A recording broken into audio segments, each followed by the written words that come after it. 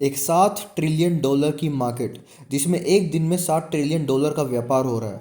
Forex market, उसमें India में trade करना इलीगल क्यों है? और अगर इलीगल है तो इंडिया के लोग उसमें ट्रेड कर कैसे पा रहे हैं? देखो, इंडियन हमारी जो गवर्नमेंट है वो नहीं चाहती कि हमारा इंडियन रुपीस का आउटफ्लो हो, बाहर विदेश में हमारा पैसा जाए, जिसकी वजह से इकोनॉमिक अनस्टेबिलिटी आ सकती है। इस वजह से हमारी जो गवर्नमेंट है वो नहीं चाह रही कि ये ट्रेड किया जाए, इसलिए उसको इलीगल बना रखा है।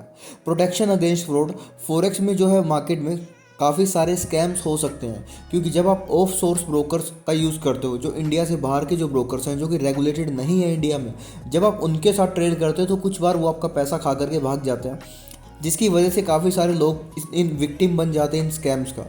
उसके अलावा क्या कि फॉरेक्स ट्रेडिंग जब कोई करता है तो बहुत ज़्यादा वॉलेटिलिटी होती है उसमें, जिससे कि क्या आ सकता है कि जो हमारी करेंसी है वो एक्सपोज होती है रिस्क से, जिसकी वजह से इकोनॉमिक अनस्टेबिलिटी आ सकती है।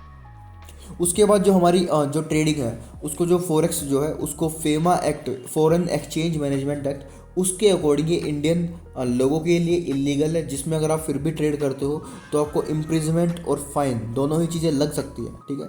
उसके अलावा हमारी गवर्नमेंट चाहती है कि जो ट्रेड किया जाए, अगर कोई फॉरेक्स पे ट्रेड करना चाहता है तो Indian registered brokers and platform से ही ट्रेड करे। हमारी गवर्नमेंट उनको encourage करना चाहती है। इसलिए कुछ ही करेंसीज ऐसी हैं जिनमें आप इंडियन में ट्रेड कर सकते हो, जैसे कि ऐसी करेंसी जिनमें आईएनआर इंक्लूड है, जैसे कि euro INR, GBP INR, JPY INR, USD INR. ये ऐसे कुछ करेंसी पेयर्स हैं जिनमें आप इंडिया में लीगल तरीके से ट्रेड कर सकते हो। अदरवाइज आप इनके साथ में कुछ दूसरे ट्रेडिंग करेंसी पेयर लेते हो, जैसे कि जीबीपी जेपीवाई, यूएसडी जेपीवाई, या फिर आप लेते हो, मान लेते हैं हम कि यूएसडी सीएचएफ। तो ये सब करेंसीज जो है इंडिया में ट्रेड करना इलीगल होंगी। आप सही तरीके से इनको ट्रेड नहीं कर सकते, और अगर आपको ट्रेडिंग करनी है इंडिया में तो आप ब्रोकर जो रजिस्टर्ड हैं सिर्फ और सिर्फ उनके ही तरीके से आप ट्रेड कर सकते हो।